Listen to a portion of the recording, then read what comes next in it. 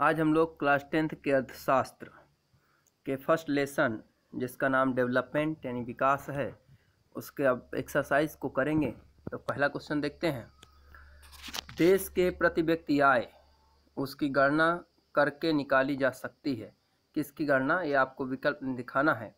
तो देखिए, इसमें देश की जनसंख्या में से राष्ट्रीय आय को विभाजित किया जाता है। यानी हमने बताया था कि प्रति व्यक्ति आय बराबर देश की कुल इनकम बटे देश की कुल जनसंख्या। तो देश की कुल जनसंख्या से राष्ट्रीय आय को विभाजित करके, तो उत्तर बी सही होगा। नेक्स्ट देखते हैं। केरल में शिशु मृत्यु दर कम है, क्यों? क्योंकि यहाँ पर स्वास्थ्य और शिक्षा की सुविधाएं सबसे अच्छी हैं। तीसरा है, शिशु मृत्यु दर क्या सूचित करती है? तो शिशु मृत्यु दर आपको बताना है यहाँ पर किसी वर्ष पैदा हुए 1000 जीवित बच्चों में से 1 वर्ष की आयु से पहले मरने वाले बच्चों की संख्या के अनुपात को शिशु मृत्यु दर कहा जाता है। ये आपको बताया गया था, तो इसका आंसर होगा दूसरा। चौथा देखते हैं। भारत के किस राज्य में शिशु मृत्यु दर सबसे कम है? तो हमने आपको एक चार्ट बनवाया था और उस चार्ट में बताया था केरल में स्वास्थ्य और शिक्षा सुविधाएं अच्छी होने के कारण वहाँ की शिशु मृत्यु दर सबसे कम है। निम्नलिखित में पड़ोसी देशों में से इसका मानव विकास सूचकांक सबसे अधिक अच्छा है। तो एक चार्ट बनाया गया था उस चैप्टर में, एक्सरसाइज देखिएगा। वहाँ पर श्रीलंका को बताया गया था कि श्रीलंका का मानव विकास सूचकांक भारत से अच्छा है। श्रीलंका का 72 है और भारत का 129 है। हमारे समाज के विभिन्न वर्गों के विकास के लक्ष्य के द्वारा प्राप्त किए जा सकते हैं। क्या? लोकतांत्रिक राजनीतिक प्रक्रिया।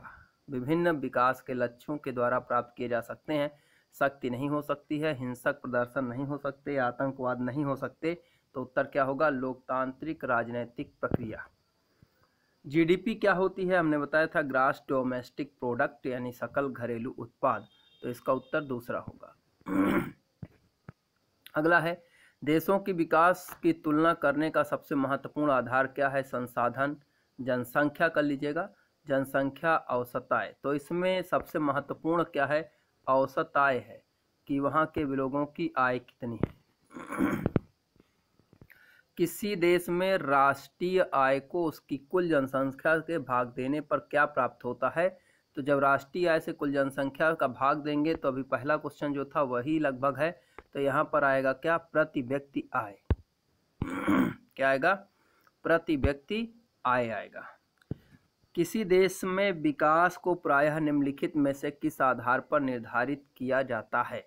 किसी देश के विकास को प्रायः निम्नलिखित में से किस आधार पर निर्धारित किया जाता है? तो विकास को निर्धारित करने का प्रति व्यक्ति आय या औसत आय है। भी इसके पीछे यही था, तो वहाँ पर औसत आय बताया गया था। फिर वही क्वेश्चन है, तो यहाँ पर उसमें प्रति व्यक्ति आय बताया जा रहा है। निम्नलिखित में से सर्वाधिक मानव विकास सूचकांक वाला राज्य कौन सा है?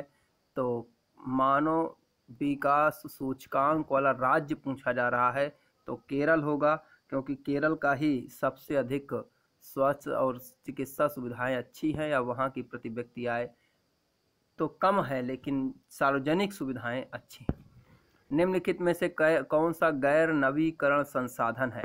देखिए, वन, जल, वायु, ऊर्जा ये नवीकरण योग्य संसाधन है क्योंकि उनका पुनर्निर्माण किया जा सकता है।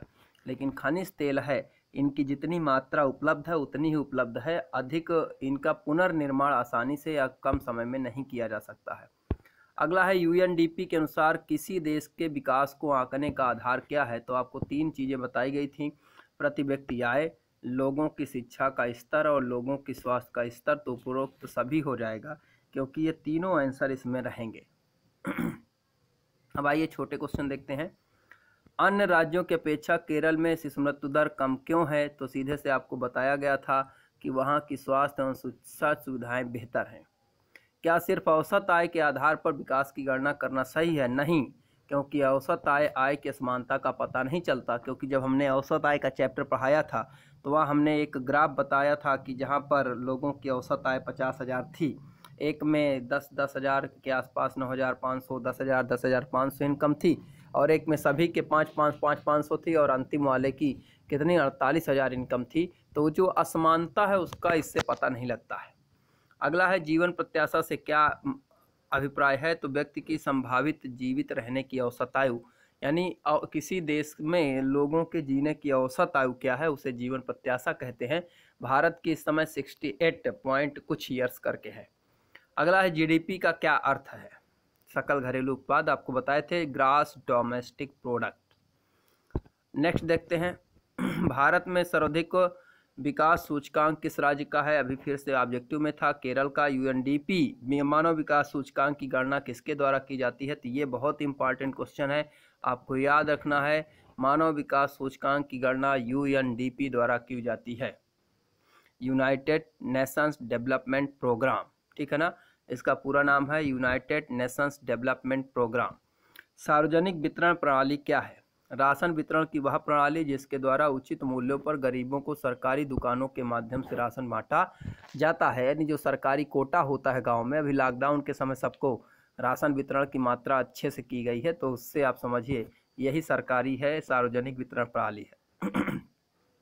जन सुविधाओं का क्या अर्थ होता है, तो मानव जीवन को बेहतर बनाने की जो आवश्यकताएं होती हैं उनको पूरा किया जाना ही क्या होता है, जन सुविधाएं होती हैं। 9वां देखते हैं अनवीकरण संसाधन का उचित उपयोग क्यों जरूरी है, क्योंकि ये संसाधन सीमित मात्रा में उपलब्ध होते हैं और इन्हें पुनः प्राप्त नहीं किया जा सकता है, इसलिए इनका उपयोग एक नियोजित तरीके से सीमित मात्रा में करना चाहिए। अगला है विकास के लक्ष्य भिन्न भिन्न होते हैं और कभी कभी ये परस्पर विरोधी हो सकते हैं, इस कथन को स्पष्ट करना है। हमने चैप्टर को पढ़ाते समय शुरू में बहुत अच्छे से इसको डिफाइन किया था कि सबके लिए डेवलपमेंट अलग अलग हो सकते हैं और जो एक के लिए विकास है वो दूसरे के लिए क्या विनाश हो सकता है। वही है प्रत्येक व्यक्ति या समूह के विकास के लक्ष्य भिन्न भिन्न हो सकते हैं और कई बार इनकी प्रवृत्ति विपरीत हो सकती है। हमने आपको एग्जाम्पल दिया था, एक भूलैंड जो एक बड़ा भूभाग वाला मतलब भूस्वामी है और एक भूमिहीन कृषक है, उन दोनों के जो लक्ष्य हैं वो बिल्कुल विपरीत होंगे। एग्जाम्पल हमने देके आपको बताया था, तो उसी से समझना है। तो एक के लिए विकास का लक्ष्य दूसरे के लिए विनाशकारी भी बन सकता है, जैसे नदी का बांध बनाना वहाँ के किसानों के विस्थापन का कारण बन सकता है, जबकि उद्योगों के लिए और विद्युत उत्पादन के लिए अत्यधिक उपयोगी हो सकता है। नेक्स्ट देखते हैं एक विकासशील और विकसित देश की विशेषताएं क्या होती हैं। देखिए विकासशील में सभी सुविधाएं अच्छी होंगी और विकसित में और विकासशील में वो सुविधाएं कमजोर होंगी। जैसे देखें विकसित देश में नई तकनीक और उद्योग, यानी कि नई नई तकनीकों और उद्योगों का विकास होता है, उच्च स्तरीय रहन सहन होता है, उच्च प्रति व्यक्ति आय होती है, साक्षरता दर उच्च होता है, जनसंख्या नियंत्रित होती है। वहीं पर अगर हम विकासशील देश की बात करें तो वहाँ पर औद्योगिक पिछड़ापन होता है, यानी जो नवीन तकनीक है वहाँ पिछड़ी हुई होती हैं, निम्न प्रति व्यक्ति आय होती है, लोगों की प्रति व्यक्ति आय कम होती है, साक्षरता दर निम्न होता है। चौथा रहन सहन, जो उनका रहन सहन है वह बहुत कमज़ोर होता है या रहन सहन उनका कम हो मतलब निम्न स्तर का होता है। जनसंख्या विस्फोट की समस्या होती है, तो ये विकासशील देशों की विशेषता है। अब आगे देखेंगे आय के अतिरिक्त और कौन से कारक हैं जो हमारे जीवन में महत्वपूर्ण भूमिका निभाते हैं। आपको एक हमने बताया था कि बेहतर इनकम हो, उसके लिए आपको कहीं जॉब मिल रही हो तो उसके बारे में आप क्या सोचेंगे, अधिक सैलरी मिल रही हो, लेकिन उसके पीछे क्या आपको सीखने को मिलेगा, क्या आपकी सिक्योरिटी क्या होगी, आपके परिवार को क्या मिलने वाला है, इस सब चीज़ को आप देखते हैं और इन सब को देखकर आप तय करते हैं। तो वही है आय के अतिरिक्त क्या हो सकता है, बेहतर जीवन के लिए परिवार, रोजगार, मित्रता, सुरक्षा और समानता की भावना, शांतिपूर्ण माहौल, इन सभी को देखते हैं, क्योंकि मुद्रा से केवल भौतिक वस्तुएं ही खरीदी जा सकती हैं, जैसे शुद्ध पर्यावरण, शांतिपूर्ण माहौल, इन सबको पैसों से खरीदा नहीं जा सकता है, तो ये ध्यान देना है। चौथा देखें आर्थिक विकास के लिए साक्षरता क्यों जरूरी है, क्योंकि इससे ज्ञान और दक्षता प्राप्त होती है, रोजगार का स्तर बढ़ता है, तकनीक का प्रयोग का स्तर बढ़ जाता है, लोगों में स्वास्थ्य और पर्यावरण के प्रति जागरूकता बढ़ती है, और नए उद्योगों को स्थापित करने की क्षमता बढ़ती है। नेक्स्ट देखते हैं इस क्वेश्चन को इसको देखते हैं कि निम्नलिखित को स्पष्ट करना है कि शिशु मृत्यु दर क्या है, निवल उपस्थिति अनुपात क्या है, साक्षरता क्या है। आपको सब पढ़ाए गए थे। शिशु मृत्यु दर देखें। शिशु मृत्यु दर किसी वर्ष पैदा हुए 1000 जीवित बच्चों में से 1 वर्ष की आयु से पहले या 1 वर्ष की आयु को पूरा करने से पहले मरने वाले शिशुओं की संख्या का अनुपात शिशु मृत्यु दर कहलाता है। निवल उपस्थिति अनुपात क्या है कि 6 से 10 वर्ष की आयु के स्कूल जाने वाले बच्चों की संख्या का अनुपात निवल अनुपात होता है। साक्षरता क्या होता है, 7 वर्ष की आयु से अधिक के ऐसे व्यक्ति जो किसी भी भाषा में पढ़ना लिखना या गणना करना जानते हैं उन्हें साक्षर कहा जाता है। देखिए यहाँ पर थोड़ा सा 7 वर्ष नहीं है, आपको लगाना है। किसी देश अथवा राज्य की साक्षरता दर वहाँ के कुल लोगों की जनसंख्या के पढ़े लिखे का अनुपात होता है। आपको हमने वीडियो में जो बताया था उसके अनुसार कि 7 वर्ष से अधिक की आयु के ऐसे व्यक्ति जो किसी भी भाषा में पढ़ना लिखना या गणना करना चाहते हैं जानते हैं वही साक्षर कहलाते हैं। आगे देखिए विकास की धारणीयता का क्या मतलब है और जल के उदाहरण से समझाना है। विकास की धारणीयता आपको हमने बताया था कि ऐसा विकास करना कि पीढ़ी के लिए वह विकास बचा रहे। तो देश या विश्व का विकास होता है बल्कि भविष्य के भावी पीढ़ी के लिए के स्तर का बना रहे, यानी हम ऐसा डेवलपमेंट करें या ऐसा विकास करें जिससे वह संसाधन हमारी आने वाली पीढ़ी के लिए सुरक्षित रहें।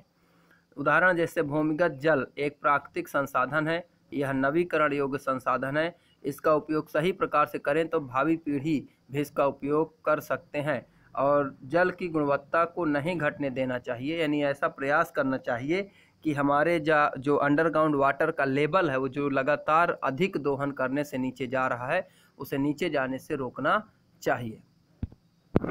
7वां क्वेश्चन देखते हैं हम लोग। यहाँ पर 7वां क्वेश्चन है कि एक विकासशील देश का विकसित देश के साथ तुलना के लिए 2 आधारभूत मापदंड क्या हैं।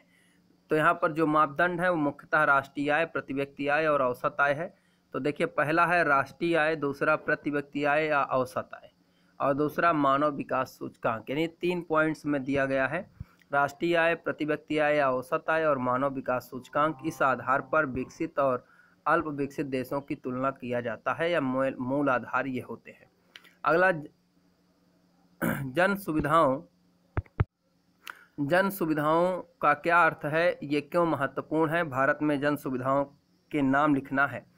तो सार्वजनिक सुविधा ये सुविधाएं जो मानव के जीवन बेहतर बनाने के लिए सरकार सुविधाएं प्रदान करती है उसी को हम लोग क्या कहते हैं, जन सुविधाएं कहते हैं। जीवन विकास के लिए आवश्यक होती हैं। ये सुविधाएं सरकार द्वारा उपलब्ध कराई जाती हैं जैसे रक्षा, अस्पताल, गली लाइट, पुलिस, सरकारी विद्यालय, प्रदूषण मुक्त वातावरण, परिवहन, संक्रमण, बीमारियों से रोकथाम आदि इसकी कैटेगरी के अंतर्गत आते हैं। विकास क्या होता है, इसके 2 पहलू बताने हैं। तो विकास जीवन में प्रगति और सुधार को बतलाता है, यानी कि उनकी स्थित कंडीशन को में जो सुधार होता है उसी को विकास कहते हैं। अलग अलग लोगों के विकास के लक्ष्य भिन्न भिन्न होते हैं। सबसे पहले आपको बताया गया था एक के लिए जो विकास है वह दूसरे के लिए नहीं भी हो सकता है। और तीसरा कहें कि उद्योगपति बिजली पानी के लिए अधिक बांध चाहते हैं किंतु किसान मकान खेती की ज़मीन का अधिग्रहण हो सकता है, इसलिए एक का जो विकास है वो दूसरे के लिए विनाश भी हो सकता है। अगला है मध्य पूर्ण के देशों की प्रति व्यक्ति आय अधिक होने के बावजूद भी उन्हें विकसित क्यों नहीं कहा जाता है। ये विकसित देश नहीं कहा जा सकता है, इनका विकास का प्रदर्शन निम्न स्तर का है। क्यों, देखिए मध्य पूर्ण के देश हैं जिनकी प्रति व्यक्ति आय अधिक है फिर भी ये विकसित नहीं कहे जाते हैं, ऐसा क्यों है। जैसे अधिकांश देशों में बोलने और अभिव्यक्ति की स्वतंत्रता नहीं होती है, पुरुष महिलाओं के साथ समान व्यवहार नहीं होता है, धर्म के आधार पर लोगों के साथ भेदभाव किया जाता है, साक्षरता दर निम्न होती है, लोगों के बीच असमानताएं होती हैं, स्वास्थ्य सूचक अच्छे नहीं होते हैं। इस आधार पर हम तय करते हैं कि वहाँ की उच्च आय के बावजूद भी वह विकसित देश की श्रेणी पे नहीं आते हैं या विकसित देश नहीं कहलाते हैं। अगला है सार्वजनिक वितरण प्रणाली क्या है, इसके 2 लाभ। तो आपको बता दिया गया राशन वितरण की एक प्रणाली है जिसमें उचित मूल्यों पर सरकारी दुकान के माध्यम से राशन दिया जाता है। लाभ है गरीबों को कम मूल्य पर राशन दिया जाता है, गरीबों के स्वास्थ्य और पोषण के स्तर को सुधारा जाता है। अगला है विकास, आर्थिक विकास के लिए साक्षरता क्यों अनिवार्य है, स्पष्ट करना है।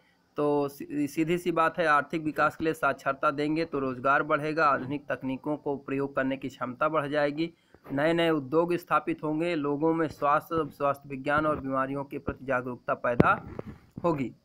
अगला है प्रति व्यक्ति आय तथा मानव विकास सूचकांक की अवधारणाओं की व्याख्या करिए। तो देश के विकास के स्तर का मूल्यांकन करने के लिए दो मापदंड है, एक मानव विकास सूचकांक, एक प्रति व्यक्ति आय।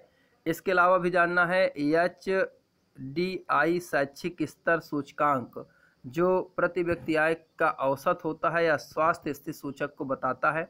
प्रति व्यक्ति आय देश की औसत आय है जो देश की कुल आय की जनसंख्या से भाग देकर निकाली जाती है।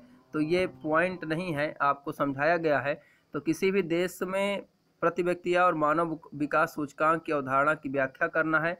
तो मानव विकास सूचकांक क्या है, HDI शैक्षिक स्तर सूचकांक है। और जो प्रति व्यक्ति आय है वो क्या है, प्रति व्यक्ति आय देश की औसत आय और जो देश की आय को कुल की जनसंख्या से भाग देते हैं तो उससे निकलती है। तो प्रति व्यक्ति आय को औसत आय भी बोलते हैं।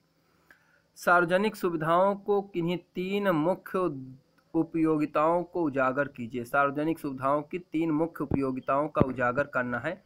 तो इसमें अगर देखें तो सार्वजनिक सुविधाओं की 3 मुख्य उपयोगिताएं अगर देखें तो पहला है, यह लोगों की वस्तु और सुविधाओं को उपलब्ध कराने का सबसे अच्छा तरीका है। राष्ट्रीय भावना का विकास होता है, सामूहिक उत्तरदायित्व की भावना विकसित होती है, स्कूल, कॉलेज, अस्पताल, परिवहन आदि का डेवलपमेंट किया जाता है। लास्ट क्वेश्चन 15वां, विकास की किन्हीं 3 विशेषताओं का वर्णन करना है। तो विकास लक्ष्यों का मिश्रण है, या मतलब कि जो विकास है वो लक्ष्यों का मिश्रण होता है, यानी जो एक के लिए विकास है वो दूसरे के लिए विकास नहीं है, या कहें कि सबके लिए विकास अलग अलग तरीके का होता है। दूसरा, सुरक्षा, समानता और शिक्षा, स्वास्थ्य की आकांक्षाएं होती हैं। देश के विकास के विषय में विभिन्न लोगों की धारणाएं परस्पर विरोधी हो सकती हैं, अलग अलग लोगों के लिए विकास के लक्ष्य अलग अलग हो सकते हैं। तो इस प्रकार ये आपका लेक्चर वीडियो का हुआ, और इस एक्सरसाइज को आप लोग देखेंगे और जो आपका चैप्टर है उससे इसके बारे में जानकारी